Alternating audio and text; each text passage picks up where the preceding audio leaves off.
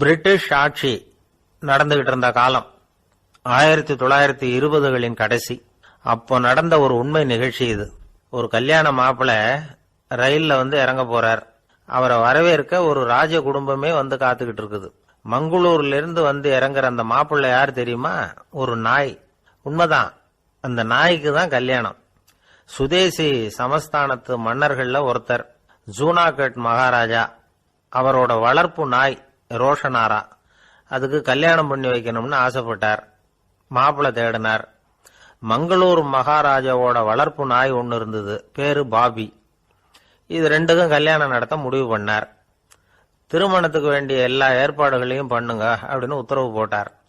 ஆயிரக்கணக்கான அழைப்புதழ்கள், பல சமஸ்தான மன்னர்கள், ஜமீன்தார்கள், பிரிட்டிஷ் அதிகாரிகள், பெரிய பணக்காரங்க, இப்படி நிறைய பேருக்கு அழைப்புதழ்கள் அனுப்பி வச்சாங்க. பத்திரிகையை பார்த்தவங்க எல்லாம் திகைச்சு போயிட்டாங்களாம். இருந்தாலும் என்ன பண்றது, ராஜாவே அழைக்கிறார், போகாம இருக்க முடியுமா? அந்த சமயத்துல நாட்டின் கவர்னர் ஜெனரலா இருந்தவர் இர்வின் பிரபு. அவருக்கும் ஒரு பத்திரிகை போயிருக்குது. வாங்கி பார்த்ததும் அவருக்கு பயங்கர எரிச்சல். உடனே குப்பை தொட்டியில போட்டுட்டாராம். மாட்சிமை தங்கிய பிரிட்டன் சக்கரவர்த்தியின் பிரதிநிதியான தன்னை கேவலம் ஒரு நாயின் திருமணத்துக்காக அழைக்கிறதா அப்படின்னு அவருக்கு ஆத்திரம். இருந்தாலும் கல்யாணம் பிரமாதமா நடந்துதான். கல்யாணத்தன்னைக்கு பொண்ணுக்கு ஸ்பெஷல் குளியல், தண்ணீருக்கு பதிலாக வாசனை திரவியங்கள், பன்னீர், குளிச்சதுக்கு அப்புறம் அலங்காரம், வைர மாலை, முத்து மாலை, ஏகப்பட்ட அலங்காரம். மாப்பிள்ளையை அழைக்கிறதுக்கு ரயில்வே ஸ்டேஷன்ல ராஜ குடும்பமே காத்துக்கிட்டு இருக்குது. அவங்களோட வளர்ப்பு நாய்கள் 250. அத்தனை நாய்களுக்கும் பட்டு துணி போத்தி இருக்குது. முத்து வடங்கள் அணிவிச்சிருக்கிறாங்க. எல்லாம் ராஜ நாய்கள். அதுகளையும் வீதியில நடக்க விடலையாம். அதுகளை சுமந்துகிட்டு போக அலங்கரிக்கப்பட்ட யானைகள் காத்துக்கிட்டு இருக்குதாம். மாப்பிள்ளைக்கு வரவேற்பு எப்படி தெரியுமா? அது நடந்து வர்ற பாதை பூரா ரத்தன கம்பளம் விரிச்சிருக்குது. 2 பக்கமும் ராஜாங்க அதிகாரிகள் கைகட்டி நிக்கிறாங்க. அரசு படை வீரர்கள் அணிவகுப்பு மரியாதை செலுத்துறாங்க. அந்த நாய் ராஜ மரியாதையோட நடந்து வருது. நகையெல்லாம் போட்டுக்கிட்டு வருது. திருமண மண்டபத்துக்கு சேருது. அங்க கல்யாணம் அமோகமா நடக்குது. இந்த திருமணத்தை முன்னிட்டு அந்த ஜூனாகட் சமஸ்தானத்துக்கு 3 நாள் விடுமுறை வேற. கல்யாணத்துக்கு வந்திருந்தவங்களுக்கெல்லாம் ஏக தடபுடலா விருந்து, நாட்டியம் எல்லாம் பிரமாதமா நடந்துதான். இந்த கல்யாணத்துல கலந்துக வந்திருந்த மற்ற சமஸ்தானத்து மன்னர்கள், திவான்கள், அரச குடும்பத்தினர், இப்படி அவங்க 700 பேராம். அவங்க போறதுக்காக விசேஷ ரயில்கள்லாம் வேற விட்டுருக்காங்க. கல்யாணம் முடிஞ்சதும் அந்த நாய் தம்பதிகளோட பெரிய பெரிய மன்னர்கள்லாம் ஒன்னா உட்காந்து சாப்பிட்டாங்களாம். ஏர் கண்டிஷன் அறையில அந்த தம்பதிகள் கொஞ்ச காலம் வாழ்ந்திருக்கிறாங்க. கொஞ்ச நாள்ல மாப்பிள்ளைக்கு மரியாதை குறைய ஆரம்பிச்சுட்டுது. வெளியில துரத்தி விட்டாங்களாம். அந்த பெண் நாய் மட்டும் ராஜ போகங்களை அனுபவிச்சு வந்துதான். இந்த கல்யாணத்தை பார்த்துட்டு தொடர்ந்து மற்ற சமஸ்தானத்து மன்னர்களும் நாய் திருமணங்கள் நடத்த ஆரம்பிச்சுட்டாங்களாம். இது உண்மையில நடந்திருக்குது. இப்படி அது இருக்கட்டும். இப்ப நம்ம கதைக்கு வருவோம். ஒரு ராஜாவுக்கு ரொம்ப நாள் கழிச்சு ஒரு குழந்தை பிறந்துதான். அரண்மனை ஜோசியரை கூப்பிட்டு இருக்கார் ராஜா. ஜோசியரே, என் மகன் வருங்காலத்துல சிறந்த வாழ் வீரனா வரணும்னு ஆசைப்படுறேன். வருவானாங்கிறத கொஞ்சம் பார்த்து சொல்லுங்களேன் அப்படின்னாராம். ஜோசியர் சொன்னார், மன்னா, உங்க புள்ள வாழ் வீரனா வர்றது கஷ்டம். ஆனா அவரும் உங்களை மாதிரியே நாய்க்குட்டிகள் பேர்ல பிரியமா இருப்பார். அதுகளுக்கு கல்யாணமும் பண்ணி வைப்பார் அப்படின்னாராம். அது எப்படி கண்டுபிடிச்சிங்க அப்படின்னு கேட்டிருக்கார் ராஜா. அரசே, உங்க பிள்ளைக்கு வாழ் மேல உள்ள பிரியத்தை காட்டிலும் நாய் மேல உள்ள பிரியம் அதிகம்ங்கிறதுக்கான அறிகுறி இப்பவே தெரியுது. நல்லா கவனிச்சு பாருங்க. அவரு வாழ் வாழ்னு கத்துறாரு அப்படின்னாரு. கவனிச்சு பார்த்துட்டு அப்படி எனக்கு காதுல விழலையே அப்படின்னாராம் மன்னர். அதனாலதான் சொன்னேன், அவர் கத்துறது வாழ் வாழ்னு கத்தல, வள்ளு வள்ளுன்னு கத்திக்கிட்டு இருக்கார். அதனாலதான் அப்படி சொன்னேன் அப்படின்னாராம் அரண்மனை ஜோசியர். உங்க பையன் எப்படி சார் இருக்கான் அப்படின்னு விசாரிச்சார் ஒருத்தர். அவன் என்ன சார், எதை சொன்னாலும் காதுல வாங்க மாட்டேங்கிறான், அவன் பாட்டுக்கு போறான் வர்றான் அப்படின்னு சொல்லி அழுத்துக்கிட்டார் அப்பா. பெரியவங்க சொல்றத சின்ன பிள்ளைங்க கேட்கறது இல்லைங்கிறது ஒரு குறை. பெரியவங்க சொல்றது சின்ன பிள்ளைங்க காதலியே விழறது இல்லைங்கிறது ஒரு குறை. இது கொஞ்சம் சீரியஸான விஷயம், கவனிச்சு பார்க்கணும். ஒரு குழந்தைக்கு காது சரியா கேக்குதா இல்லையா அப்படிங்கறத நாம தான் கவனிச்சு பார்த்து கண்டுபிடிக்கணும். அதுவா நம்ம கிட்ட தவழ்ந்து அப்பா எனக்கு காது கேட்கல, அழைச்சிட்டு போங்க டாக்டர் கிட்ட அப்படின்னு எல்லாம் சொல்லிட்டு இருக்காது. அது சரி, ஒரு குழந்தைக்கு காது சரிவர கேக்குதா இல்லையா அப்படிங்கறத முன்கூட்டியே நாம தெரிஞ்சுக்கிறது எப்படி? அதுக்கு சில வழி இருக்கு. உங்க குழந்தைய கொஞ்சம் அப்படி கவனிச்சு பாருங்க. அடிக்கடி ஜலதோஷம், காதுல அரிப்பு ஏற்படுதா? மூக்கு விரிவாகவும், அப்புறம் டான்சில், அடினாய்டு, சத அழற்சி இது மாதிரி ஏதாவது இருக்கா? வாயிலிருந்து எச்சில் ஒழுகுதா? குழந்தை வாயினால சுவாசிக்குதா? பற்கள் முன்னாடி தள்ளி வளருதா? இதெல்லாம் அதுக்கு அறிகுறி. அப்புறம் இந்த V, B, D, F, D H இப்படி இந்த ஒலிகள் சேர்ந்த வார்த்தைகளை குழந்தை சரியா புரிஞ்சுக்காது. இப்போ உதாரணத்துக்கு பட்டுன்னு சொல்லு குழந்தை அப்படின்னீங்கன்னா அது கட்டுன்னு சொல்லும். அதாவது பட்டு சவுண்ட அதால புரிஞ்சுக்க முடியல. அப்புறம் உங்க குழந்தை உங்களை உறக்க பேச சொல்றானா? அடிக்கடி கேள்வி கேட்கறானா? சாப்பிடுறப்போ கவனம் இல்லாம இருக்கானா? படிப்புல போதுமான முன்னேற்றம் இல்லையா? வகுப்புல சரியா கவனிக்கிறது இல்லையா? இப்படிலாம் இருந்தா ஆரம்பத்திலேயே டாக்டர் கிட்ட அழைச்சிட்டு போய் சிகிச்சையை ஆரம்பிச்சுடலாம், குணப்படுத்தி விடலாம். குழந்தைக்கு காது சரியா கேட்கலன்னா நீங்க செய்ய வேண்டியது என்ன தெரியுமா? அவனுக்கு காது கேட்கலங்கிறதுக்காக அவன் முன்னாடி சத்தம் போட்டு பேசக்கூடாது. மெதுவா சீரா பேசணும். அவனை பார்த்து பேசணும். உங்க உதட்டு அசைவுகள் அவனுக்கு உதவும். அதை பார்த்தே புரிஞ்சுக்குவான். நீங்க வாயில வெத்தலை பாக்கு போட்டுக்கிட்டோ புகை பிடிச்சிக்கிட்டோ பேசக்கூடாது. அப்படி பேசினா அவனால அந்த உச்சரிப்பை சரியா புரிஞ்சுக்க முடியாது. ஒரு வார்த்தையை சொல்றீங்க, அவனுக்கு புரியல அப்படின்னா அதே வார்த்தையை மறுபடியும் சொல்லணும். அவனுக்கு நீங்க முதல்ல சொன்ன வார்த்தை புரியலன்னு நினைச்சுக்கிட்டு மறுபடியும் திருப்பி சொல்றப்போ அதே அர்த்தம் வரக்கூடிய வேற வார்த்தையை சொல்லக்கூடாது. இப்படிலாம் நடந்துகிட்டா அவனுக்கு மன திடத்தை ஏற்படுத்த முடியும். இல்லைன்னா அவனுக்கு தாழ்வு மனப்பான்மை வந்துடும். குழந்தைக்கு காது கோளாறுன்னா ஆரம்பத்திலேயே டாக்டர் கிட்ட அழைச்சிட்டு போனா போதும், குணப்படுத்தி விடலாம். அப்புறம் பார்த்துக்கலாமே அப்படின்னு அலட்சியமா இருந்துட்டாதான் கஷ்டம். சில பேர் கோபத்துல சின்ன பிள்ளைங்க காதை பிடிச்சி திருகிறது உண்டு. இது ரொம்ப தப்பு. காது கையோட வந்துட்டா என்ன பண்றது? ஒரு வேடிக்கை கதை, அது கதை தான், நிஜமா நடந்தது இல்ல. அது மாதிரி நடக்கும் நடக்காது. ஒரு வேடிக்கைக்காக சொல்லப்படுற கதை.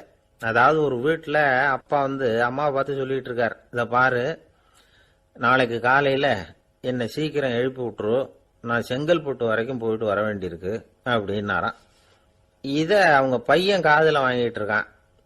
அப்பாவுக்கு சிரமம் வேண்டாமே அப்படின்னு நினைச்சு அவனே காலையில யாருக்கும் தெரியாம எழுந்திருச்சு புறப்பட்டு செங்கல்பட்டு போட்டான்.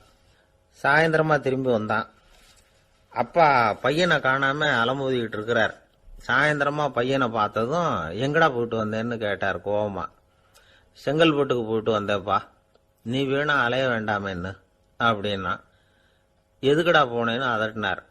அதான்ப்பா, நீ நேற்று அம்மா கிட்ட சொல்லிட்டு இருந்த, அதை காதுல வாங்கினேன், உனக்காக நான் போயிட்டு வந்தேன் அப்படின்னா. உடனே எந்த காதுல வாங்கினேன் அப்படின்னு சொல்லி காதை பிடிச்சி திருகுனார். அந்த காது கையோட வந்துட்டுது. இது நடந்து கொஞ்ச நாள் கழிச்சு அந்த அப்பாவும் பையனும் கடத்தெருவில் போயிட்டு இருக்கிறாங்க. எதிரில் ஒரு நாய் ஓடி வந்தது. அதுக்கு 2 காதும் இல்லை. என்ன இது, இந்த நாய்க்குட்டிக்கு 2 காதும் இல்லை அப்படின்னாரு அப்பா. அதுக்கு பையன் சொல்றான், அப்பா அது 2 தடவை செங்கல்பட்டுக்கு போயிட்டு வந்திருக்கும் அப்படின்னானா. ஒரே ஒரு ஊர்ல ஒரு அம்மா இருந்தாங்க. அந்த அம்மாவுக்கு ஒரே ஒரு பிள்ளையாண்டான். அவனுக்கு ரொம்ப அக்கறையோட கல்யாணம் பண்ணி வச்சாங்க. கல்யாணம் முடிஞ்சதும் மருமக பொண்ணு வீட்டுக்கு வந்து சேர்ந்தது. அப்பாடா, என் கடமை முடிஞ்சது, இனிமே அக்கடான்னு எங்கேயாவது ஒரு மூலையில படுத்து கிடக்கலாம் அப்படின்னு நினைச்சாங்க அந்த அம்மா. ஆனா நினைக்கிறபடி எங்க நடக்குது? அதுக்கப்புறம் தான் பிரச்சனையே ஆரம்பமாச்சு. மருமகள் குணம் சரியில்லை, ஒரு மாதிரி. அந்த பொண்ணு வீட்டுக்கு வந்ததுமே முதல் வேலையா மாமியாரை பார்த்து, அதுதான் நான் வந்துட்டேன்ல, இனிமே உங்களுக்கு என்ன வேலைங்க, புறப்பட வேண்டியது தானே, காசி ராமேஸ்வரம்னு எங்கேயாவது போங்க அப்படின்னுட்டு தான். மாமியாரை பார்த்தாங்க, கொஞ்சம் யோசனை பண்ணாங்க. இந்த பாருமா, நீ இப்படி சொல்றதுக்கு முன்னாடியே வீட்டை விட்டு புறப்படணுங்கிற முடிவுக்கு நான் வந்துட்டேன். வீட்டை மட்டும் இல்ல, இந்த உலகத்தை விட்டே கூட போறதுக்கு தயாரா இருக்கிறேன். ஆனா ஒரே ஒரு விஷயத்துக்காக என் உயிரை கையில பிடிச்சிக்கிட்டு இருக்கிறேன் அப்படின்னாங்களாம். என்ன விஷயம்னு கேட்டது இந்த மருமக பொண்ணு. வேற ஒண்ணும் இல்ல, என் பிள்ளைக்கு கல்யாணம் பண்ணி வச்சுட்டேன். ஒரு பேர புள்ள பிறந்து அதை என் கண்ணால பாத்துட்டேன்னா நான் எங்க வேணும்னாலும் போறதுக்கு தயாரா இருக்கிறேன் அப்படின்னாங்களாம் அந்த மாமியார். மாமியார் இப்படி சொல்றதுலயும் நியாயம் இருக்கிறதாக பட்டுது அந்த பொண்ணுக்கு. சரி அப்படியே இருந்து பார்த்துட்டு போகலாம் அப்படின்னு அனுமதி கொடுத்தது. கொஞ்ச காலத்தில் ஒரு பேரன் பிறந்தான். அந்த அம்மாவும் பேரனை கண்ணால் பார்த்துட்டாங்க. சரி பேரனை பார்த்தாச்சுல்ல, இனிமேல் புறப்பட வேண்டியது தானே அப்படின்னது மருமக பொண்ணு. மாமியார் பார்த்தாங்க. நீ சொல்றது சரிதாம்மா, அதில் ஒன்றும் தப்பு இல்லை. என்னோட பேரன் உங்களை அம்மா அப்பான்னு கூப்பிடுறத என் காது குளிர கேட்டுட்டு போயிடுறேனே அப்படின்னாங்களாம். சரி அந்த ஆசையை நிறைவேறட்டும் அப்படின்னு காத்துக்கிட்டு இருந்தாங்க. பேரன் வளர்ந்தான், நடந்தான், பள்ளிக்கூடம் போனான், பெரியவனானான். மருமக பொண்ணு மறுபடியும் மாமியாரை விரட்ட ஆரம்பிச்சுட்டுது. இன்னும் புறப்படலையான்னு. இதை பாருமா, இது வரைக்கும் இருந்துட்டேன். பேரனோட கல்யாணத்தையும் கண்ணால் பார்த்தாதான் இந்த கட்டை வேகும் போல இருக்குது அப்படின்னு சொல்லி ஒரு மாதிரியாக பேச ஆரம்பித்தாங்க. இதுவும் நியாயமான ஆசையாக தான் படுது அப்படின்னு அது யோசிச்சிருக்கு அந்த பொண்ணு. சரின்னு அதுக்கும் ஒத்துக்கிட்டது. உடனே பேரனுடைய கல்யாணமும் முடிஞ்சது ஒரு வழியா. இனிமே ஒரு நொடி கூட இங்கே இருக்கக்கூடாது, புறப்படுங்க அப்படின்னு மாமியாரை விரட்டிச்சான் அந்த பொண்ணு. இப்போ அந்த மாமியார் தன்னோட மருமகளை பார்த்து சொல்கிறாங்க, இதோ கிளம்பிட்டேம்மா, என் மூட்டை முடிச்செல்லாம் கட்டிக்கிட்டேன், புறப்பட்டுட்டேன். அப்படியே நீயும் உன் துணிமணிகளை மூட்டை கட்டிக்கிட்டு கிளம்பிடும், என்னோட சேர்ந்து 2 பேருமா சேர்ந்து போயிடலாம் அப்படின்னாங்களாம். அந்த பொண்ணு முழிக்குது. முழிக்காதே, உனக்கும் ஒரு மருமக வந்துட்டா, இனிமே நீயும் ஒரு மாமியார் தானே, உனக்கும் இனிமே இங்கே வேலை இல்லை, புறப்படு அப்படின்னாங்களாம். அப்போதான் அந்த பொண்ணு சிந்திக்க ஆரம்பிச்சுதான், தன்னோட தவறு புரிஞ்சுதான். இந்த தகவலை கேட்டுக்கிட்டு இருக்கிற மருமகள்லாம் இதை பற்றி கொஞ்சம் யோசிச்சு பார்க்கணுங்கிறதுக்காகத்தான் இதை சொல்கிறோம் மாமியார்கள் சார்பாக. கொஞ்ச நாளைக்கு முன்னாடி ஒரு பொண்ணை பார்த்து பேசுகிற சந்தர்ப்பம் கிடைச்சிது ஒரு கல்யாண வீட்டில். அந்த பொண்ணு சொல்லிச்சு, சார் எனக்கு கல்யாணம் ஆகி 15 வருஷம் ஆகுது, நான் மாமியார்கிட்ட சண்டை போட்டதே இல்லை அப்படின்னு ரொம்ப அடக்கமாக சொல்லிச்சு. அது எப்படிம்மா சாத்தியமாச்சுன்னு கேட்டோம். எனக்கு கல்யாணம் ஆகி 15 வருஷம்தான் ஆச்சு, ஆனால் என் மாமியார் செத்து போய் 20 வருஷத்துக்கு மேலே ஆயிட்டுது அப்படின்னுது. லோகமானிய பால கங்காதர திலகர் இருந்தார்ல, அவருக்கு 15 வயசுலேயே கல்யாணம் நடந்துதான். மனைவி பேரு தபிபாய். ரொம்ப பெரிய குடும்பத்து பொண்ணு, நல்ல குணம். அவங்க குடும்பம் நடத்திக்கிட்டு இருக்கிறாங்க. அந்த காலத்தில் திருடர்கள் பயம் அதிகம். இந்த காலத்தில் மட்டும் என்னன்னு கேட்குறீங்களா? நீங்கள் கேட்குறது நியாயம்தான். இருந்தாலும் இந்த காலத்து திருடனுக்கும் அந்த காலத்து திருடனுக்கும் ஒரு முக்கியமான வித்தியாசம் உண்டு. அதாவது அந்த காலத்து திருடன்லாம் நியாயம் அநியாயம் பார்க்கறது உண்டு, இந்த காலத்தில் அப்படி பார்க்கறது இல்லை. அந்த காலத்தில் திருட வர்றவங்கள்ட்ட கூட ஒரு தார்மீக உணர்வு உண்டாம். அதாவது அப்போ உள்ள கொள்ளைக்காரங்க எதை களவாடினாலும் சரி, அரிசியை மட்டும் களவாடுறது இல்லையா, அப்படி ஒரு கொள்கை. அதனால பாருங்க, அந்த காலத்து பெண்கள் நகை நட்டுகளை பத்திரமா வைக்கணும்னா பெட்டியில வைக்கிறது இல்ல, அரிசி பானையில போட்டு வச்சு விடுறது. இப்பெல்லாம் பேங்க்ல சேஃப்டி லாக்கர்னு இருக்குல்ல, அது மாதிரி அந்த காலத்துல சேஃப்டி லாக்கருங்கிறது அரிசி பானை. வளையல், மூக்குத்தி, தோடு இப்படி எதுவா இருந்தாலும் அதுல போட்டு பத்திரமா வச்சிருவாங்க. திருடன் அரிசி பானை பக்கம் போறதில்ல. ஏன்னா சாப்பிடுற விஷயத்துல கை வைக்கக்கூடாது, அது பாவம் அப்படின்னு அவன் நினைக்கிறான். திலகரோட மனைவி தபிபாயும் அதே மாதிரி தன்னுடைய ஆபரணங்களை ஒரு அரிசி பானைக்குள்ள போட்டு மூடி வச்சிருந்தாங்களாம். இப்படி இருந்தப்போ ஒரு நாள் ஒரு பிச்சைக்கார பொண்ணு வீடு வீடா பிச்சை கேட்டுக்கிட்டே வந்திருக்குது. திலகர் வீட்டுக்கும் தர்மம் போடுங்க தாயே அப்படின்னு தான் அந்த பொண்ணு. அந்த அம்மா தபிபாய் காதில் இது விழுந்திருக்கு. உடனே கை நிறைய அரிசி அள்ளிட்டு போட்டிருக்கு. பாத்திரத்தில் அரிசியை போட்டதுக்கு அப்புறம் தான் தெரியுது, பளிச்சுன்னு கண்ணில் படுது. அதாவது அந்த அம்மாவோட வைர மூக்குத்தி ஒன்று அரிசியோட சேர்ந்து அந்த பிச்சைக்கார பொண்ணு பாத்திரத்தில் போய் விழுந்துட்டுது. இந்த அம்மாவுக்கு மனசுக்குள்ள குழப்பம், என்ன இப்படி ஆயிட்டுதே, மூக்குத்தி போயிட்டுதே, பிச்சை பாத்திரத்திலேருந்து அதை எப்படி எடுக்கிறது அப்படின்னு தயக்கம். வாயை திறந்து அதை கேட்கறதுக்கும் கூச்சம். திண்ணையில் உட்கார்ந்துருந்த திலகர் இவ்வளவையும் பார்த்துக்கிட்டு இருக்கிறார்.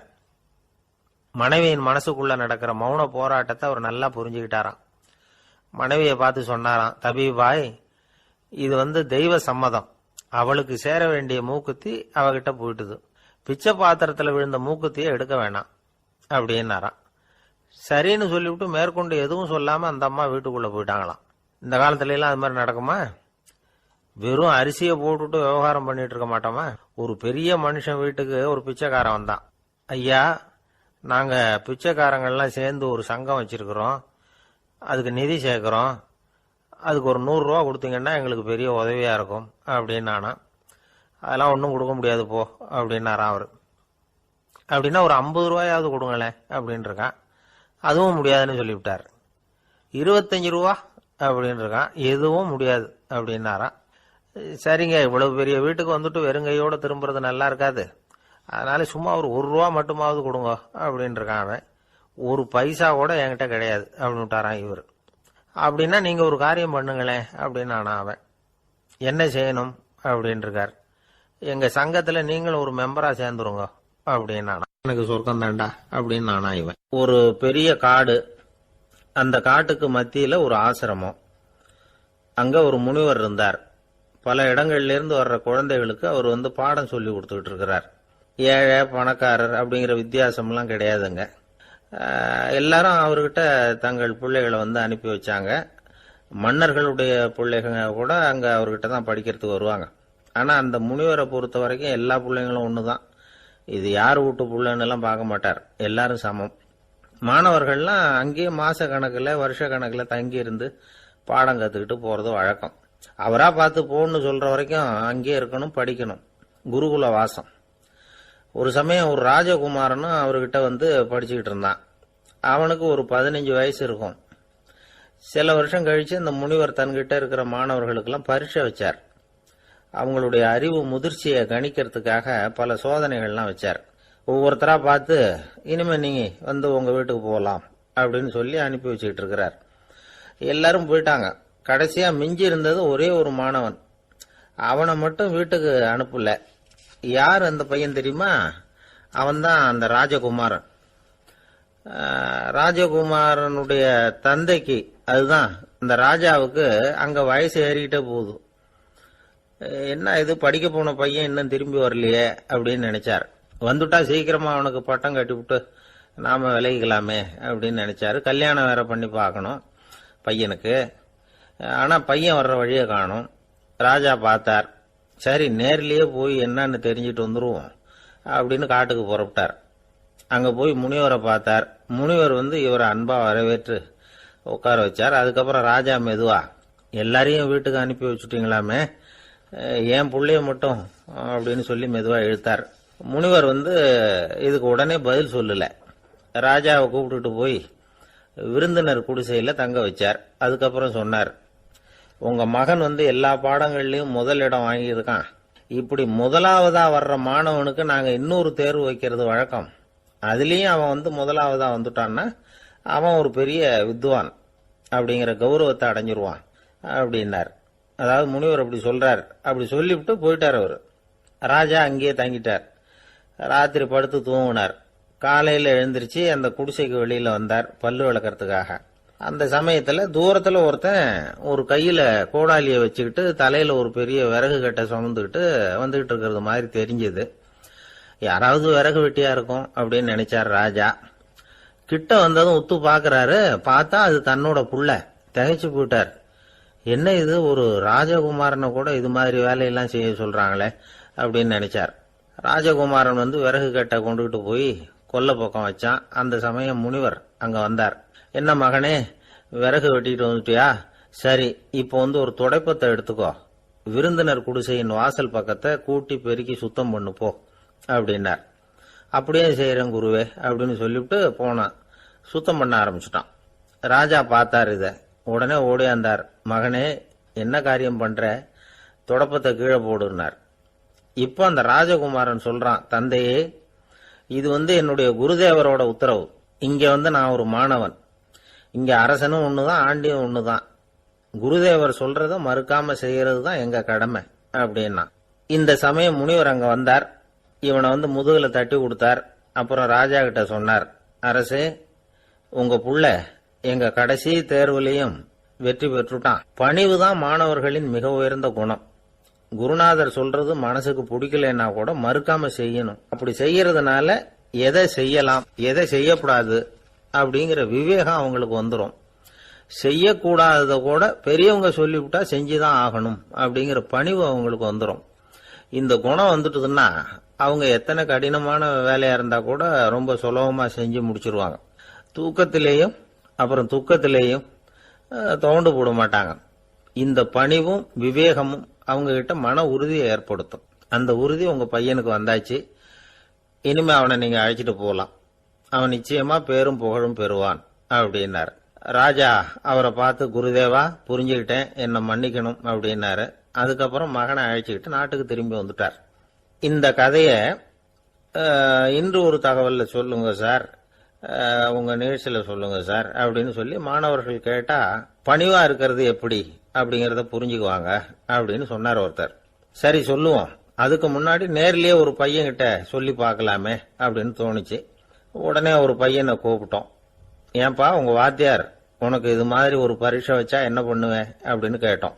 நானும் அப்படிதான் சார் நடந்துக்குவேன், விறகு வெட்டுவேன், தொடப்பத்தினால கூட்டி சுத்தம் பண்ணுவேன், உடனே செஞ்சு முடிச்சிருவேன் சார் அப்படின்னா. பலே பரவாயில்லையே அப்படின்னோம். ஆமா சார், அப்படி செஞ்சாதானே வீட்டுக்கு அனுப்புவார், இல்லைன்னா இன்னொரு வருஷம் இங்கே இருந்து படின்னு சொல்லி விடுவாரு, அதனால அப்படி செய்வேன் அப்படிங்கிறான் அந்த பையன். இந்த உலகத்துல உண்மையாவே வேதாந்தம் பேசுறவங்களும் உண்டு, உள்ளுக்குள்ள வேற மாதிரி இருந்துகிட்டு வெளியில வேதாந்தம் பேசுறவங்களும் உண்டு. ஒரு ஆள் இருந்தார், அவரு ஒரு கடை வச்சு வியாபாரம் பண்ணிட்டு இருந்தார். மகா கஞ்சன், யாருக்கும் எந்த உதவியும் செய்ய மாட்டார். எச்சில் கையென்ன ஈர கையை கூட உதற மாட்டார், அப்படிப்பட்ட மனுஷன். அந்த ஊருக்கு ஒரு முனிவர் வந்துகிட்டு இருந்தார். வருஷத்துக்கு ஒரு தடவை வருவார், ஒரு நாள் 2 நாள் இருப்பார், அப்புறம் போயிடுவார். அந்த முனிவர் வர்றப்போலாம் இந்த ஆள் எழுந்திருச்சு ஓடி போய் அவரை வரவேற்பான். ரொம்ப பெரிய வேதாந்தி மாதிரி அவர்கிட்ட பேசிக்கிட்டு இருப்பான். காயமே இது பொய், வெறும் காற்றடைத்த பையும்மா, தர்மம் தலைகாக்கும்மா. பணம் என்ன சார் பணம், இன்னைக்கு ஒருத்தன் கையில இருக்கும், நாளைக்கு ஒருத்தன் கையில இருக்கும், எல்லாம் மாயம். எனக்கு தான் இன்னமும் இந்த சம்சார பந்தத்திலிருந்து விடுபடுறதுக்கு நேரம் வரலேம்மா. அந்த முனிவரும் இந்த ஆள் இப்படி சொல்றதை கேட்ட உடனே, ஏன்பா அப்படி சொல்ற, இப்ப கூட நீ சரின்னு சொல்லு, உனக்கு தீட்சை கொடுத்து இதுல இருந்து விடுபடுற ஞானத்தை போதிக்கிறேன் பார். உடனே அந்த ஆள் என்ன சொல்லுவான் தெரியுமா, ஐயோ சாமி, இப்போ அது எப்படிங்க முடியும், பிள்ளைங்கள்லாம் சின்ன சிறுசுங்க, அதுகளுக்கெல்லாம் ஒரு கல்யாணம் காட்சின்னு செஞ்சு கடமையை முடிச்சுட்டா நீங்க சொல்றபடி செஞ்சு விடலாமா. சரி, இன்னும் முனிவர் போயிடுவார். அடுத்த வருஷம் வருவார், இவன் வழக்கம் போல வேதாந்தம் பேசுவான். சரி தீட்சை கொடுக்குறேன் வா அம்பார். பேரம்பேத்திய பார்க்கணும், கோர்ட்ல கேஸ் ஒன்னு இருக்கு, அது முடியணும் அப்படின்னு தயங்க ஆரம்பிச்சிருவான். எல்லாம் சொல்லுவான், ஆனா குடிக்கிறதுக்கு தண்ணி கூட கொடுக்க மாட்டான். ரொம்ப வருஷம் கழிச்சு மறுபடியும் ஒரு நாள் அந்த ஊருக்கு முனிவர் வந்தார், இவன் கடைக்கு வந்தார். அப்புறம் அங்க கல்லாவில் நம்ம ஆள் இல்லை, அவன் புள்ளதான் உட்காந்துருக்கிறான். அப்பாவை போலவே புள்ளையும் எழுந்திரிச்சு ஓடியாந்து முனிவரை வரவேற்றான். அப்பா எங்கன்னு விசாரிச்சாரு முனிவர். ஐயோ அதை ஏன் கேக்குறீங்க சாமி, உங்ககிட்ட தீட்சை வாங்கி இந்த சம்சார பந்தத்திலிருந்து விடுதலை பெறணும்னு சொல்லிக்கிட்டே இருப்பார், அது நிறைவேறாமலே போய் சேர்ந்துட்டார். போன மாசம் ஒரு நாள் திடீர்னு நெஞ்சு வலிக்குதுன்னாரு, அவ்வளவுதான் போட்டுன்னு போயிட்டார் அப்படின்னு புலம்புனான் பையன். இதை கேட்டதும் முனிவர் சிரிச்சாரான்.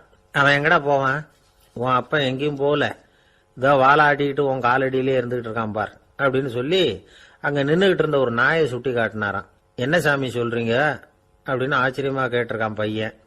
உடனே முனிவர் அந்த நாயோட தலையில ஒரு தட்டு தட்டி, பேசுறா அப்படின்னாராம். உடனே அந்த நாய் வேதாந்தம் பேச ஆரம்பிச்சுட்டுதான். காயமே இது போய் வெறும் காற்றடைத்த பைய அப்படின்னு தான். முனிவர் சொன்னார், அடே இப்பவும் ஒன்னும் கெட்டு போல, நீ விரும்புனா சொல்லு, உனக்கு தீட்சை கொடுத்து என் பின்னாடியே அழைச்சிட்டு போயிடுறேன், அங்க அழைச்சிட்டு போய் உனக்கு ஞானத்தை போதிக்கிறேன், வர்றியா அப்படின்னு கேட்டிருக்காரு. உடனே அந்த நாய் சொல்லிச்சான், ஐயோ அதை ஏன் கேக்குறீங்க சாமி, நான் உண்ணாம தின்னாம ஏராளமான சொத்து சேர்த்து வச்சுட்டேன், என் பிள்ளைங்க அதோட பெருமை தெரியாம ராத்திரி நேரம்லாம் கதவை திறந்து போட்டுட்டு தூங்கிடுவாங்க, அதனால இப்படி நாயா பிறந்து ராத்திரி பகலா சுத்தி சுத்தி காவல் காத்துட்டு கிடக்கிறேன், இப்ப எப்படி சாமி வர முடியும் அப்படின்னு கேட்டுதான். அறியாமையிலேயே சுகம் கண்டு இப்படி இருக்கிற ஆளுங்களுக்கு எப்படி விடுதலை கிடைக்கும், எப்ப விடுதலை கிடைக்கும் அப்படின்னு கேட்கிறார் தசாவதானி, திருக்குறள் பேர் ராமையா. அவர் கேட்கறது நியாயம் தானே. இந்த காலத்து பையன் ஒருத்தன் அப்பா கிட்ட சொன்னான், அப்பா இன்னைக்கு நான் ₹1 மிச்சப்படுத்தி விட்டேன் அப்படின்னு நானும். அப்படியா, என்னடா பண்ணேன்னு கேட்டிருக்காரு அப்பா. டவுன் பஸ்ல ஏறாம அது பின்னாடியே ஓடியாந்தேன், ₹1 மிச்சம் தானே அப்படின்றான். அட பாவி, ஒரு ஆட்டோ பின்னாடி ஓடியாந்துருந்தா ₹10 மிச்சமாயிருக்குமே, வேஸ்ட் பண்ணிட்டியே அப்படின்னாராம் அந்த அப்பா. சாலை ஓரமா அழுதுகிட்டு உட்காந்துருந்தான். பிச்சை எடுத்து சாப்பிடுற ஒருத்தன் அந்த பக்கமா வந்தான். இவனை பார்த்தான். ஏன் அழுதுகிட்டு உட்காந்துருக்கிற, என்னாச்சு உனக்கு அப்படின்னு கேட்டான். அதுக்கு இவன் சொன்னா, என்கிட்ட ஒண்ணுமே இல்லை, நான் இந்த உலகத்துல இருந்து என்ன பிரயோஜனம், அதனாலதான் அழுதுகிட்டு இருக்கிறேன் அப்படின்னா. உன்கிட்ட மறைஞ்சிருக்கிற புதையல் என் கண்ணுக்கு நல்லா தெரியுது, அது உனக்கு புரியல, அதனாலதான் அழுதுகிட்டு இருக்கிற அப்படின்னா.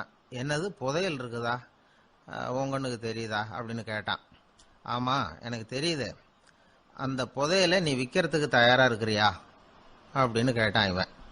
இதை கேட்டதும் அந்த இளைஞனுக்கு ரொம்ப ஆச்சரியமா போச்சு.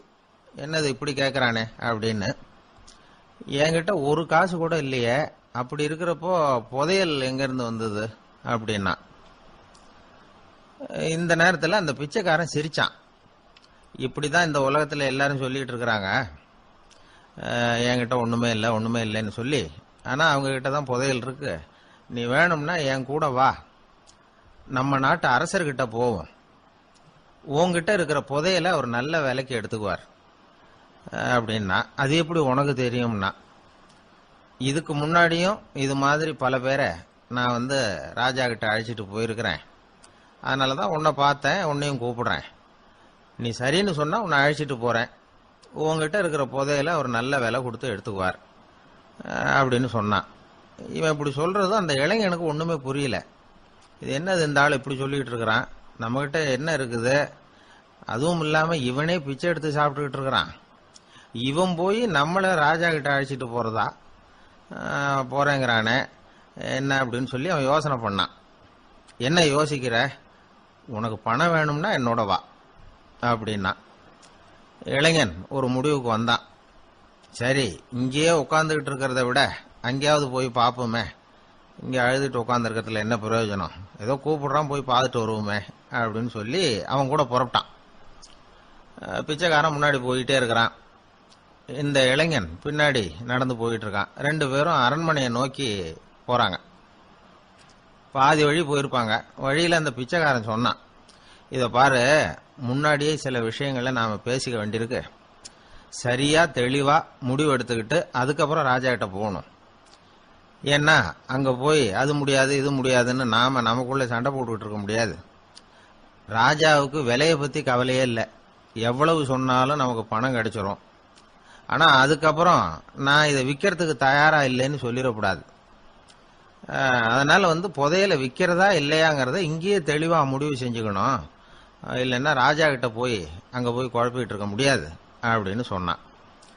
இளைஞனுக்கு ஒண்ணுமே புரியல. என்ன சொல்ற நீ, என்கிட்டயா புதையலா, எங்க இருக்குது அப்படின்னு சொல்லி குழம்பி போனான். இப்போ அந்த பிச்சைக்காரன் சொன்னான், இத பாரு, இப்போ உதாரணத்துக்கு உன்னுடைய கண்களை எடுத்துக்கோ, அதுக்கு நீ என்ன விலை கேட்டுற போற. நான் அதுக்கு ராஜா கிட்ட இருந்து ஒரு 50,000 ரூபா வாங்கி தர முடியும். உன்னுடைய இருதயத்தை கொடுக்குறியா, 20 லட்சம் ரூபா வாங்கி தரேன். மூளைய கொடுக்குறியா, 30 லட்சம் வாங்கி தரேன். என்ன சொல்ற அப்படின்னு சொல்லி இந்த பிச்சைக்காரன் பேசிக்கிட்டே போறான். இளைஞனுக்கு கோபம் வந்துட்டுது. என்ன உளர்ற, உனக்கு என்ன பைத்தியமா, கண்ணையும் மூளையையும் இருதயத்தையுமா விற்பாங்க, என்ன விலை கொடுத்தாலும் அதையெல்லாம் நான் விற்கிறதுக்கு தயாரா இல்லை, நான் விற்க மாட்டேன், அதை கொடுத்துட்டு நான் என்ன பண்றது, இப்படி நான் மட்டும் இல்லை யாருமே இதை விற்கிறதுக்கு தயாரா இருக்க மாட்டாங்க அப்படின்னு சொன்னான் அந்த இளைஞன். இவன் இப்படி சொன்னதும் அந்த பிச்சைக்காரன் வாய் விட்டு சிரிக்க ஆரம்பிச்சுட்டான். இப்போ பைத்தியமானது நானா நீயா, லட்சக்கணக்கான கோடிக்கணக்கான ரூபாய் பொறுமானம் உள்ள பொருள்களை உங்ககிட்டயே வச்சுக்கிட்டு விற்க முடியாதுன்னு சொல்ற நீ தான் ஏழை, என்கிட்ட ஒண்ணுமே இல்லைன்னு மரத்தடியில் உட்காந்து அழுதுட்டு இருக்கிறிய அப்படின்னு சொன்னான். இன்னைக்கு பாத்தீங்கன்னா பல பேர் தன்கிட்ட புதைஞ்சிருக்கிற ஆற்றலை புரிஞ்சிக்க முடியாம அவதிப்பட்டு இருக்கிறாங்க. நம்ம கிட்ட என்ன இருக்குங்கிறது அவங்களுக்கு தெரியறது இல்லை. அதனாலதான் என்கிட்ட ஒண்ணுமே இல்லைன்னு சொல்லி அழுதுகிட்டு இருக்கிறாங்க. இத விளங்க வைக்கிறதுக்கு பெரியவங்க சொல்ற கதை இது.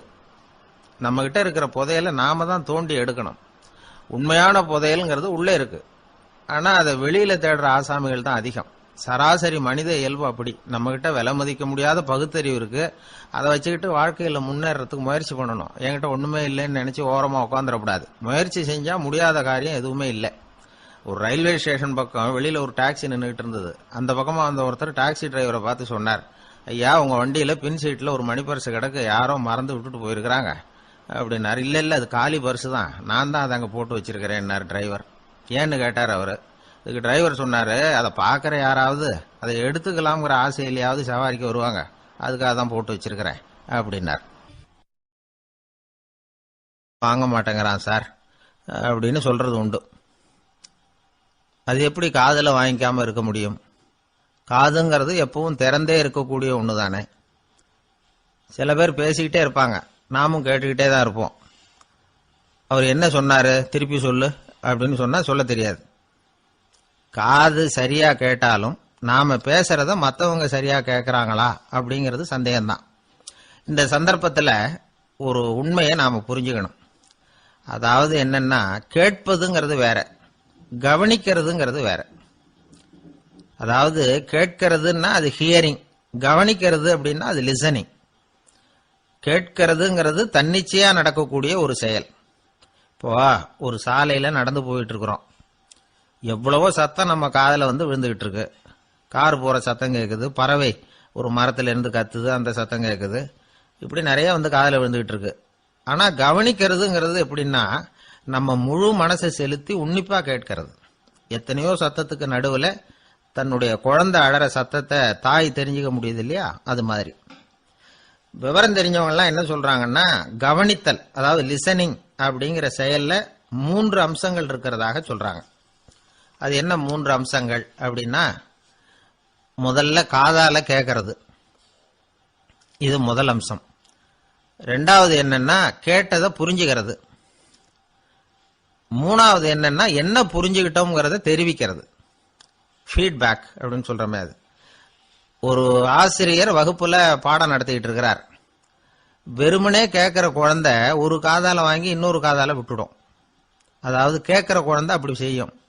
ஆனா கவனிக்கிற குழந்தை கேட்டதை புரிஞ்சுக்கும். என்ன புரிஞ்சுக்கிட்டேன்னு கேட்டா பதில் சொல்லும். இதுதான் கேட்கறதுக்கும் கவனிக்கிறதுக்கும் உள்ள வித்தியாசம். ஒரு புள்ளி விவர கணக்கு என்ன சொல்லுது தெரியுமா?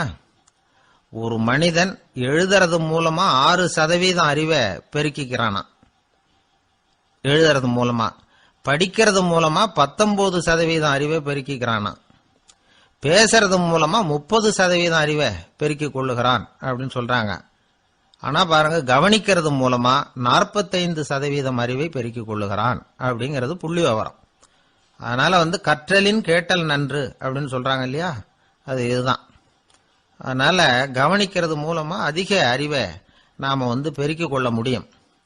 கேள்வி ஞானம் தான் ரொம்ப சிறந்தது அப்படிங்கிறார் வள்ளுவர். அதாவது கவனிச்சு கேட்கணும், அதுதான் முக்கியம். மற்றவங்க சொல்றத நல்லா கவனிக்க முடியாதபடிக்கு நாமே சில தடைகளை ஏற்படுத்திக்கிறோம், அல்லது நம்ம அறியாமலே அப்படி ஒரு தடை உண்டாயிடுது. அந்த தடைகளை தாண்டணும் அல்லது தகர்த்து எறியணும் அப்படிங்கிறது பெரியவர்கள் சொல்லுகிற யோசனை. அது என்ன தடைகள் அப்படின்னா, நமக்கு தெரியாத இவர் என்ன சொல்லிட போறார் அப்படிங்கிற நினைப்பு, இது ஒரு தடை. சொல்லி முடிக்கிறதுக்கு முன்னாடியே குறுக்க பேசுறது, மனசு அங்கேயும் இங்கேயும் அலையிறது, இதெல்லாம் தான் தடைகள். ஆசிரியர் பாடம் நடத்துறார் அப்படின்னா மாணவர்கள் அக்கறையா கவனிக்கணும், அப்பதான் பரீட்சையில பாஸ் ஆக முடியும். வீட்டுக்குள்ள கணவன் சொல்றத மனைவி கவனிச்சு கேட்கணும், மனைவி சொல்றத கணவன் கவனிச்சு கேட்கணும், இல்லைன்னா குழப்பமாயிடும். ஒரு அம்மா கோயிலுக்கு போனாங்க, சேலையில ஒரு முடிச்சு போட்டிருந்தாங்க. எதுக்கு சேலையில முடிச்சு போட்டு வச்சிருக்கிறீங்க அப்படின்னு கேட்டாங்க. எங்க வீட்டுக்காரர் ஒரு கடிதத்தை மறக்காம தபால் போட்டியில போட்டுணும்னு சொன்னார், ஞாபகத்துக்காக முடிச்சு போட்டு வச்சிருக்கிறேன் அப்படின்னாங்க. கடிதத்தை பெட்டியில போட்டுட்டீங்களா அப்படின்னு கேட்டாங்க. அது எப்படிங்க முடியும், அவர் கடிதத்தை என்கிட்ட கொடுக்க மறந்துட்டாரே அப்படின்னாங்களாம். அதனால மறக்கப்படாதுன்னு நினைச்சுக்கிட்டே மறந்து விடுறது, இப்படி ஒரு வாழ்க்கை. அதனால வாழ்க்கையில நமக்கு இருக்கிறது செவிச்செல்வம் ரொம்ப முக்கியமானது. நிறைய கேட்கணும், சொல்றதை விட கேட்கணும், கேட்கறதை விட முக்கியம் கவனிக்கிறது. அப்படி கவனிக்கிறது மூலமா நம்முடைய வாழ்க்கையில வெற்றி பெறணும். கழுதைய நண்பர்கள் எங்க போனாலும் சேர்ந்தே போவாங்க வருவாங்க. அப்போ அந்த கழுதை கொஞ்சம் கவலையோட பேச ஆரம்பிச்சுதான். அதோ பாரு, அங்க ஒரு புதர் தெரியுது இல்லையா, இந்த புதருக்குள்ள ஒரு சிங்கம் இருக்கு. அந்த பக்கமா நான் போறப்போ வர்றப்போலாம் அது என்கிட்ட வம்பு வளர்க்குது, தகராறு செய்யுது, என் மேல பாயுது, என்னை தாக்குது, ஏன்னு தெரியல அப்படின்னுது. இதை கேட்டதும் அந்த குரங்கு சொல்லிச்சு, இனிமே கவலைப்படாத, இந்த தடவை நான் உன்னை காப்பாத்துறேன்னுது.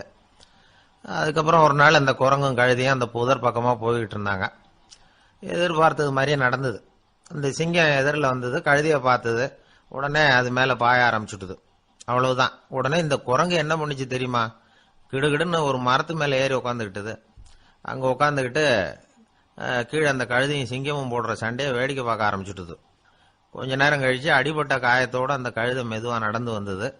குரங்கும் மெல்ல மரத்தை விட்டு கீழே இறங்குச்சு. இப்ப கழுதை கேட்டது, என்னை காப்பாத்துறேன்னு சொல்லிவிட்டு காலை வாரி விட்டுட்டியே, நீ பாட்டுக்கு மரத்து மேலே ஏறி உக்காந்துக்கிட்டே அது நியாயமானது. குரங்கு பரிதாபமா அதை பார்த்தது. நான் மரத்து மேல இருந்து நீங்க 2 பேரும் சண்டை போட்டதை பார்த்துக்கிட்டு தான் இருந்தேன். உன்னோட சத்தம் தான் அதிகமா இருந்தது, அது நீ சிரிக்கிற மாதிரி எனக்கு கேட்டுது, அதனால நீ தான் ஜெயிச்சுக்கிட்டு இருக்க போல இருக்கு அப்படின்னு நினைச்சுட்டேன். இன்னைக்கு பல பேர் இப்படிதான் இருக்கிறாங்களாம். யாரு ஜெயிக்கிறாங்க யாரு தோக்குறாங்கிறத முகத்தை பார்த்து கூட கண்டுபிடிக்க முடியறதில்ல. பேசுற பேச்சை வச்சு கூட கண்டுபிடிக்க முடியறதில்ல. தோற்கிறவங்க கூட சிரிக்கிற மாதிரி முகத்தை வச்சுக்கிறான். இன்றைய மனிதர்கள் கிட்ட ஏகப்பட்ட முரண்பாடுகள். பொய் முகங்களோட உலவுகிறவர்கள் தான் அதிகம். உண்மை முகம் எங்க இருக்கு அப்படிங்கறத புரிஞ்சுக்கிட்டு நண்பர்களை தேர்ந்தெடுக்கணும் அப்படிங்கிறது ஒரு முக்கியமான கருத்து. கடவுள் இந்த உலகத்தை படைச்சுட்டு அதுக்கப்புறமும் கொஞ்ச நாள் இங்கேயே தங்கி இருந்தாராம். அப்பதான் அவருக்கு ஒரு உண்மை புரிஞ்சுதான், இந்த உலகத்துல தங்கி இருக்கிறது எவ்வளவு இடைஞ்சல்னு. தினமும் மனிதர்கள் தேடி வந்து ஏதாவது புகார் சொல்லிக்கிட்டே இருந்தாங்களாம். எனக்கு அது வேணும் இது வேணும்னு கேட்டுக்கிட்டே இருந்தாங்களாம். சில பேர் வந்தாங்க, நாங்க வந்து விவசாயம் பண்றோம், தண்ணி இல்லாம பயிர் காயுது, எங்களுக்கு மழை வேணும் அப்படின்னாங்க. அவங்க போனதும் அதுக்கப்புறம் சில பேர் வந்தாங்க, நாங்க வந்து மண்பானை செய்யறவங்க நிறைய பானை செஞ்சு வச்சிருக்கிறோம், மழை பெஞ்சா எல்லாம் கரைஞ்சி வீணா போயிடும், அதனால இன்னைக்கு மழை பெய்யக்கூடாதுன்னாங்க. கடவுள் பார்த்தார், அவருக்கு என்ன பண்றதுன்னே தெரியல, ஏகப்பட்ட குழப்பம், தலையை பிச்சுக்கலாம் போல இருந்தது, கிட்டத்தட்ட பைத்தியம் பிடிக்கிற அளவுக்கு ஆயிட்டுது. எல்லாருடைய ஆசைகளையும் அவரால் நிறைவேற்ற முடியல, ஏன்னா ஒண்ணுக்கு ஒண்ணு முரண்பாடா இருந்தது. ஒரு நாள் தன்னுடைய அமைச்சரவையை கூட்டி ஆலோசனை கேட்டார். என்ன செய்யலாம்னு சொல்லுங்கன்னார். இது என்ன பிரமாதம், பேசாம இமயமலை அடிவாரத்தில் போய் உட்காந்துங்க, யாரும் தொந்தரவு பண்ண மாட்டாங்கன்னாங்க. அங்கேயும் மனிதர்கள் வர ஆரம்பிச்சுருவாங்களேன்னார் கடவுள். சரி அப்படின்னா சந்திரன்ல போயிருந்துக்கலாமேன்னாங்க. அங்கேயும் மனுஷன் குடி வர போறான் அப்படின்னார் கடவுள். வெகு தூரத்துக்கு அப்பால் உள்ள நட்சத்திர மண்டலத்துக்கு போயிடலான்னாங்க. இதெல்லாம் நிரந்தர தீர்வாகாது, நிரந்தரமா இந்த மனிதனுடைய தொல்லையிலிருந்து நான் விடுபடணும், அதுக்கு ஏதாவது வழி சொல்லுங்கன்னார் கடவுள். ஒரு வயசான ஆள் வந்தார். கடவுளுக்கு காதோட காதா ஒரு வழியை சொன்னார். கடவுளுக்கு முகம் மலர்ந்தது. அதுதான் சரி, அப்படியே செஞ்சுடலான்னார். அந்த ஆள் சொன்ன ரகசியம் என்ன தெரியுமா? மனிதனால அடைய முடியாத ஒரு இடம் இருக்கு, அது வேற எங்கேயும் இல்ல, அவனுக்கு உள்ளே இருக்குது, அங்க போய் மறைஞ்சுங்க, அதுக்கப்புறம் மனிதர்களால உங்களுக்கு தொந்தரவு இருக்காதுன்னார். மனிதன் நினைக்காத இடம் அதுதான். அதாவது உள்ளுக்குள்ள இருக்கிற உண்மையை புரிஞ்சுக்காம வெளியில எங்கேயோ அது இருக்கிறதாக நினைச்சு வரட்டிட்டு அலையறான் மனுஷன். உள்ளே இருக்கிற உண்மை புரிஞ்சா நாம தன்னம்பிக்கையோட தலை நிமிர்ந்து வாழலாம்.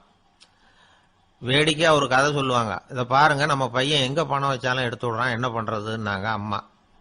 அப்பா கொஞ்ச நேரம் யோசனை பண்ணார். அதுக்கப்புறம் சொன்னார், அவன் கண்ணுல படாத இடமா நம்ம வீட்டுல இருக்கிறது ஒரே இடம் தான், அங்க பணத்தை வை திருட்டு போவாதுன்னார். அது எந்த இடம்னு கேட்டாங்க. அதுதான் அவன் பாட புஸ்தகம், அதுல வச்சிரு, அவன் தொடவே மாட்டான், பாட புத்தகத்தை தொடாம பரீட்சையில வெற்றி பெற முடியாது அப்படிங்கறத புரிஞ்சுக்கணும். உள்ளே இருக்கிற உண்மையை தொடாமல் வாழ்க்கையில வெற்றி பெற முடியாது. அதனால உண்மையை புரிஞ்சுக்கிட்டா வாழ்க்கையில வெற்றி நிச்சயம். ஒரு நண்பர்கிட்ட பேசிக்கிட்டு இருந்தேன். அவருடைய உறவினர் ஒருத்தர் ஒரு நேர்முக தேர்வுக்கு போயிருந்தாராம், இன்டர்வியூக்கு. ரொம்பவும் பொறுப்பாகவும் கவனமாகவும் செயல்பட வேண்டிய பதவிக்கான நேர்காணல் அது.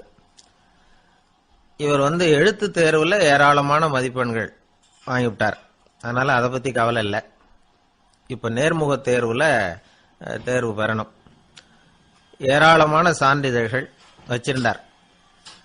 நேர்காணல்ல கேட்கப்பட்ட எல்லா கேள்விகளுக்கும் சரியான பதில தான் சொன்னார். இருந்தாலும் பாருங்க, அந்த நேர்முக தேர்வுல அவர் தேர்ந்தெடுக்கப்படல. என்ன காரணம் அப்படின்னு பின்னாடி விசாரிச்ச போதுதான் விவரம் தெரிஞ்சுதான். அது என்ன ஆயிருக்குதுன்னா, அந்த நேர்காணலின் போது இவர் நடந்துகிட்ட முறையில சில தவறுகள் நடந்து போச்சான். முக்கியமா 2 தவறுகள். ஒன்னு, அவங்க ஒரு கேள்வியை கேட்டு முடிக்கிறதுக்குள்ளேயே இவர் பதில் சொல்ல ஆரம்பிச்சுட்டாராம். ரெண்டாவது என்னன்னா, இவர் நாற்காலியில தாராளமா இயல்பா சாஞ்சி உட்காராம நாற்காலி முனையில உட்கார்ந்து இருந்தாராம். இந்த 2 விதமான செயல்பாடுகளும் இவர் அவசரப்படுறவர், பதற்றப்படுறவர் அப்படிங்கிறதுக்கான அடையாளங்கள். அதாவது கேள்வியை கேட்டு முடிக்கிறதுக்குள்ளேயே முந்திக்கிட்டு பதில் சொல்றது. ரெண்டாவது, நாற்காலியில இயல்பா தாராளமா உட்காராம நாற்காலி முனையில உட்கார்றது. பார்க்க போற வேலைக்கு அவசரம், பதற்றம் இது 2 இருக்கப்படாதான். அதனால மார்க் இருந்தும் சர்டிபிகேட் இருந்தும் அந்த வேலை வாய்ப்பு அவருக்கு கிடைக்கல. வேலை கொடுக்கறவங்க நம்ம கிட்ட இருந்து என்னதான் எதிர்பார்க்கறாங்க, இதை தெரிஞ்சு வச்சுக்கிறது நல்லது. முதல்ல மற்றவர்களுடன் தொடர்பு கொள்ளும் திறமை, அதாவது எபிலிட்டி டு கம்யூனிகேட். நீங்க நினைக்கிறத அழகா தொகுத்து வகைப்படுத்தி சொல்ல தெரியுதான்னு பாப்பாங்க. உங்க திட்டங்களை அடுத்தவங்க ஏற்றுக்கொள்ளக்கூடிய விதத்துல வெளிப்படுத்துறதுக்கு உங்களால முடியுதான்னு பாப்பாங்க. இதுக்கு என்ன செய்யறது? குழப்பம் இல்லாம சிந்திக்கணும், குழப்பம் இல்லாம பேசணும். ரெண்டாவது விஷயம் என்னன்னா புத்திசாலித்தனம், அதாவது இன்டெலிஜென்ஸ். ஏத்துக்க போற வேலையை நல்ல விதமா செய்ய முடியுமா உங்களால? அதை எந்தெந்த வழியில செய்யலாம் அப்படிங்கறத உங்களால தீர்மானிக்க முடியுமா? அந்த வேலைக்கான புது புது யோசனைகளை உங்களால சொல்ல முடியுமா அப்படின்னு பாப்பாங்க. இது இன்டெலிஜென்ஸ். மூணாவது தன்னம்பிக்கை, அதாவது செல்ஃப் கான்பிடன்ஸ். உங்களுக்கு அது உண்டா அப்படிங்கறத கவனிப்பாங்க. எந்த சூழ்நிலையையும் சமாளிக்கணும், எப்படிப்பட்ட மனிதர்களையும் சமாளிக்கிற தைரியம் வேணும், அடுத்தவங்களை நமக்கு சாதகமா திருப்பக்கூடிய தன்னம்பிக்கை வேணும். நாலாவது பொறுப்புகளை முன்வந்து ஏற்றுக்கொள்ளுதல், வில்லிங்னஸ் டு அக்செப்ட் ரெஸ்பான்சிபிலிட்டி. பொறுப்புகள்ல இருந்து நழுவி போக ஆசைப்படாம செஞ்சு முடிக்கணும். அஞ்சாவது முன் வருதல், இனிஷியேட்டிவ். வேலையோட முக்கியத்துவம் உணர்ந்து அதை ஏத்துக்கிட்டு தகுந்த நடவடிக்கைகளை தயங்காம எடுக்கிறதுக்கு முன் வரணும். ஆறாவது என்னன்னு கேட்டீங்கன்னா தலைமைத்துவம், லீடர்ஷிப். 4 பேருக்கு தலைமை தாங்கி நல்ல விதத்துல நடந்துக்க தெரியுதா? ஏழாவது கற்பனை திறன், இமேஜினேஷன். சில பிரச்சனைகள் வரக்கூடும் அப்படின்னு முன்கூட்டியே யூகிச்சு அதுக்கு தகுந்த மாதிரி நடவடிக்கை எடுக்கிற திறமை உண்டா அப்படிங்கறத பாப்பாங்க. எட்டாவது என்னன்னா வளைந்து கொடுத்தல், பிளெக்சிபிலிட்டி. சூழ்நிலைக்கு தகுந்த மாதிரி, மாற்றங்களுக்கு தகுந்த மாதிரி அனுசரிச்சு நடந்துக்கிறதுக்கு தெரியுதா உங்களுக்கு அப்படிங்கறத கவனிப்பாங்க. அடுத்தது திறமைகளை வெளிக்கொணரும் திறமை, இன்டர்பர்சனல் ஸ்கில்ஸ். அடுத்தவங்க கிட்ட இருக்கிற திறமையை கண்டுபிடிச்சு அதை நல்ல விதத்துல ஊக்கப்படுத்தி பயன்படுத்த தெரியுதா அப்படின்னு பாப்பாங்க. ஆறாவது சுய அறிவு, செல்ஃப் நாலேஜ். அடுத்தவங்க நம்மளை பத்தி என்ன நினைக்கிறாங்க அப்படிங்கறத நம்மால புரிஞ்சுக்க முடியுதாங்கிறது முக்கியம். அடுத்தது போட்டி மனப்பான்மை, காம்படிட்டிவ்னஸ். அடுத்தவங்களை ஒப்பிட்டு பார்த்து அதை விட ஒரு படி மேல வரணுங்கிற குணம் வேணும். இதுக்கு அடுத்தது என்னன்னா குறிக்கோளை வெல்லுதல், கோல் அச்சீவ்மெண்ட். குறிக்கோளை சவாலா எடுத்துக்கிட்டு அதை அடையணும். அப்புறம் வேறுபட்ட திறமைகள், ஒகேஷனல் ஸ்கில்ஸ். பதவிக்கு வேண்டிய திறமைகள் தவிர மற்ற திறமைகள் எதுவும் உண்டாங்கிறது முக்கியம். நமக்கு வேலை கொடுக்கணும்னு நினைக்கிறவங்க நம்ம கிட்ட இருந்து இவ்வளவும் எதிர்பார்ப்பாங்க. அதுக்கு தகுந்த மாதிரி நம்மளை நாமே தயார்படுத்திக்கணும். ஆனாலும் நான் உங்ககிட்ட சொல்றதுக்கு ஒரு முக்கியமான செய்தி இருக்கு, அதை நான் உங்ககிட்ட ஒப்படைக்கணும்னு நினைக்கிறேன். அது என்னோட அப்பா அவருடைய கடைசி காலத்துல என்கிட்ட ஒப்படைச்சிட்டு போன செய்தி. வாழ்க்கையில அது எனக்கு ரொம்ப உபயோகப்பட்ட ஒரு கருத்து. எங்க அப்பா என்கிட்ட கொடுத்த ஒரு பொக்கிஷம் அது. அதை இப்ப நான் உன்கிட்ட கொடுத்துட்டு போறேன். இப்ப உனக்கு இது புரியாது, ஏன்னா இன்னும் நீ பெரிய மனுஷன் ஆகல.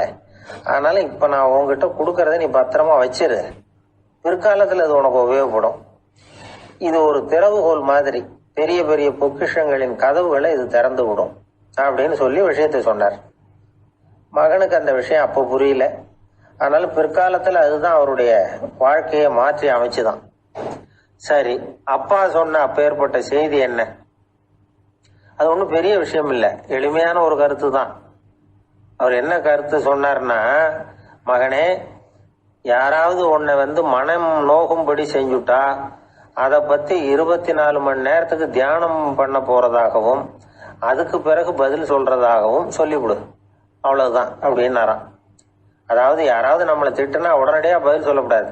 இதை பத்தி யோசிக்கிறேன், இதுக்கு நாளைக்கு பதில் சொல்றேன் அப்படின்னு சொல்லிவிடணும், அவ்வளவுதான். இதுதான் அந்த அப்பா சொன்ன கருத்து. சின்ன வயசுல இது என்ன பேர்பட்ட ஒரு பெரிய ரகசியமா, இது ஒரு பெரிய விஷயமா அப்படின்னு தான் தோணும். அந்த பையனுக்கும் அப்படிதான் தோணிச்சான். ஆனாலும் அப்பா சொன்ன அந்த கடைசி வாசகம் அது அப்படிங்கறதுனால அதை அப்படியே மனசுல பதிய வச்சிருந்தார். அந்த இளைஞர் ஒரு பெரியவரானார் ஒரு காலத்துல. அவரை ஒருத்தர் ஒரு கட்டத்துல அவமானப்படுத்தி விட்டாராம். உடனே அவர் சொன்னார், ஐயா, இதை பத்தி நான் 24 மணி நேரம் தியானிக்கணும், அப்படித்தான் எங்க அப்பா எனக்கு சொல்லி கொடுத்துருக்காரு. அவர் இப்ப இல்ல, அவர் பேச்சுக்கு மதிப்பு கொடுக்க வேண்டியது என்னுடைய கடமை.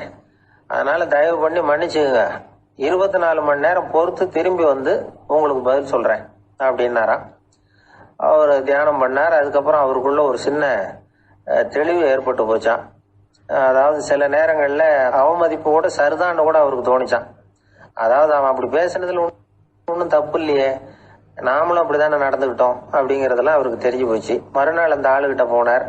ஐயா, நன்றி, நீங்க சொன்னது சரிதான், அது ஒரு அவமதிப்பு இல்ல, உண்மையான பேச்சு தான்.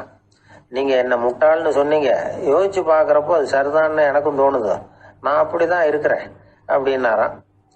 சில சமயம் இது மாதிரி யோசிக்கிறப்போ அந்த அவமதிப்பே ஒரு பொய் அப்படின்னு புரியும். அதுவே பொய்ங்கிறப்போ அதுக்காக நாம எதுக்கு மனம் புண்படணும் அப்படின்னு நினைப்பாரு. அது மட்டும் இல்ல, அது ஒரு பொய்ன்னு சொல்றதுக்கு கூட அந்த ஆள்கிட்ட போக மாட்டார். பொய்ன்னா அது பொய் தானே, அதுக்காக ஏன் கவலை பண்ணணும். கவனிக்கிறது மூலமாகவும் தியானிக்கிறது மூலமாகவும் மெல்ல மெல்ல அவர் மற்றவர்களின் செயல்களை விடவும் தன்னுடைய எதிர்வினைகளின் மீதுதான் அளவு கடந்த விழிப்புணர்வு கொண்டவராக மாறினார் அப்படிங்கிறார் ஒரு பெரிய ஞானி. தியானம்ங்கிறது ஒரு எளிமையான புரிந்து கொள்ளல் மட்டும்தாங்கிறார் அவர். மௌனமா உட்கார்ந்து இருக்கிறது இல்ல தியானம், மந்திரத்தை ஓதிக்கொண்டிருப்பதில்ல தியானம், மனதின் நுண்ணிய வேலைத்தனங்களை புரிந்து கொள்வதுதான் தியானம் அப்படிங்கிறார். அப்படி புரிஞ்சுக்கிறப்போ நமக்குள்ள ஒரு மாபெரும் விழிப்புணர்வு பிறகுது. அது மனசுல இருந்து பிறக்கிறது இல்ல, ஆன்மாவிலிருந்து பேரறிவிலிருந்து பிறகுது. இதுதான் பெரியவர்கள் சொல்லி இருக்கிற முக்கிய கருத்து. இந்த காலத்திலே ஒரு அப்பா இருந்தார். கடைசி காலத்துல மகனை கூப்பிட்டார். மகனே, உனக்காக நான் விட்டுட்டு போறது இந்த பெட்டி தான். இது எங்க அப்பா என்கிட்ட ஒப்படைச்சிட்டு போனது. இதை உன்கிட்ட நான் ஒப்படைச்சிட்டு போறேன். நான் இந்த உலகத்தை விட்டு போனதுக்கு அப்புறம் நீ இதை திறந்து பார், இந்த அதுக்கான திறவுகோல் அப்படின்னு கொடுத்துட்டு கண்ணை மூடிட்டாராம். கொஞ்ச நாள் கழிச்சு பொட்டியை திறந்து பார்த்திருக்கிறார். பொட்டியில இருந்தது என்ன தெரியுமா? நம்ம குடும்பத்துக்காக தாத்தா காலத்திலிருந்து யார் யாருக்கிட்ட எவ்வளவு கடன் வாங்கியிருக்கிறோம் அப்படிங்கிற விவர பட்டியல் அதுக்குள்ள இருந்துதான். நம்ம உடம்புல ரத்த அழுத்தம் இருக்குதே, அது நல்லதா கெடுதலா? உடனே அது கெடுதல்னு தான் சொல்லுவோம். ஆனா உண்மை அது இல்லை. இயற்கையா உள்ள ரத்த அழுத்தம் நம்ம உடம்புக்கு தேவையான ஒண்ணு. அந்த அழுத்தம் அதிகமா போனாதான் கெடுதல். அதை தான் நாம பிபின்னு சொல்றோம். ஆனா அது உண்மையிலேயே உயர் ரத்த அழுத்தம், ஹைப்பர் டென்ஷன். இதயம்ங்கிறது ஓயாம வேலை செஞ்சுக்கிட்டு இருக்கிற ஒரு பம்பு. இதயம் சுருங்கி ரத்தத்தை பம்பு செய்யறப்போ ரத்த அழுத்தம் கூடுதலா இருக்கும். இதுக்கு பேரு சிஸ்டாலிக் பிளட் பிரஷர் அப்படின்னு பேரு. இதயம் விரிந்த நிலைக்கு திரும்புறப்போ ரத்த அழுத்தமும் குறையுது. இதுக்கு பேரு டயஸ்டாலிக் பிளட் பிரஷர் அப்படின்னு பேரு. இப்படி இது மாறி மாறி இருக்கும். இந்த பிபி 140 90 இப்படின்லாம் சொல்றாங்கல்ல, இதுதான்.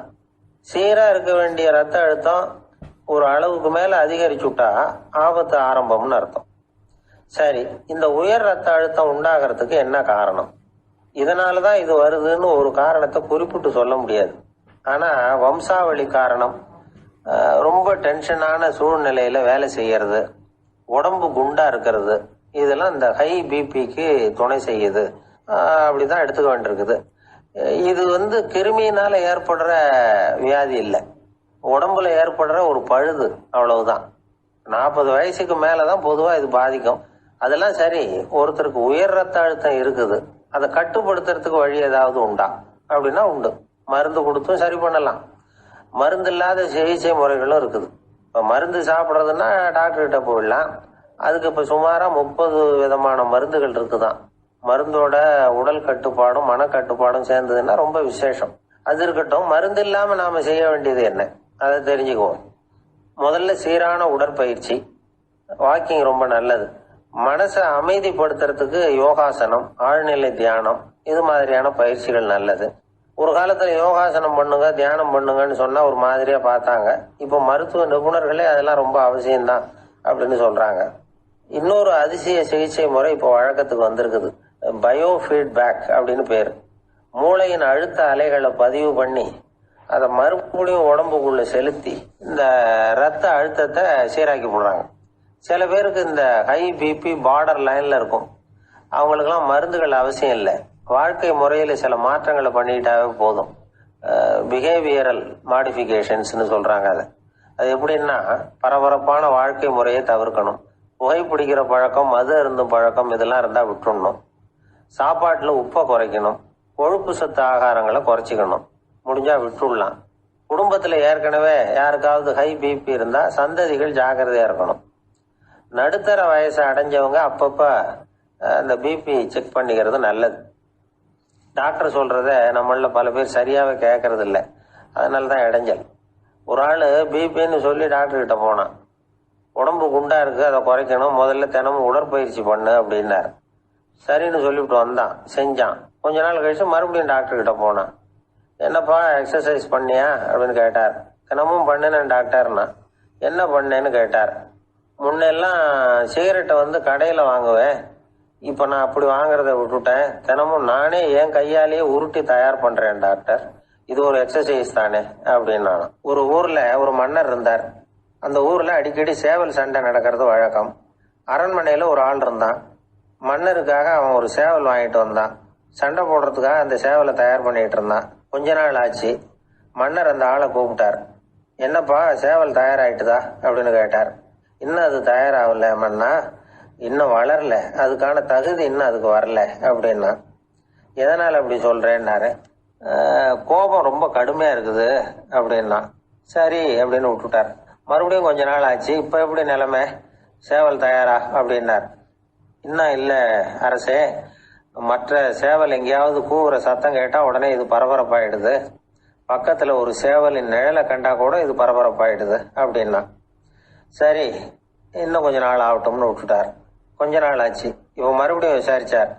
இன்னும் நம்ம சேவலுக்கு அந்த தகுதி வரலமன்னா, போராட்ட உணர்வு அதுக்கு இன்னும் இருந்துகிட்டு தான் இருக்குது, உள்ள மெதுவாக தான் எரிய ஆரம்பிச்சிருக்குது போராட்ட உணர்வு, அப்படி இருக்கக்கூடாது, அது பற்றி எரிய வேண்டாமா அப்படின்னா. இன்னும் கொஞ்ச நாள் ஆச்சு. இப்போ எப்படின்னு கேட்டார். இப்போ அவன் சொன்னா, மன்னா கிட்டத்தட்ட அது போருக்கு தயாராயிட்டுது அப்படின்னு நினைக்கிறேன்னா.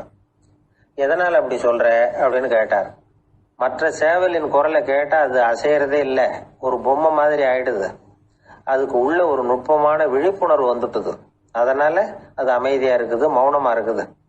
இனிமே அதுக்கு இணையான சேவலே கிடையாது, வெற்றி பெற அது போராட வேண்டிய அவசியமே இல்லை, அதை பார்த்த உடனே எதிரி சேவல்கள் பயந்துட்டு ஓடி போடும் அப்படின்னு சொன்னானாம். அந்த சேவலை வளர்த்தவர் வந்து சி சிங் சு அப்படின்னு பேரு. சுசுகி சொன்ன கதையா அது. ஞானிகள் வந்து என்ன சொல்றாங்க தெரியுமா, அந்த சேவலின் ரகசியத்தை நீயும் கற்றுக்கொள், நீ அப்படி ஆயிடு, சண்டை போடாமலே வெற்றிகள் பெறுகிற நுட்பத்தை புரிந்து கொள். இதுதான் ஞானிகள் உபதேசம்.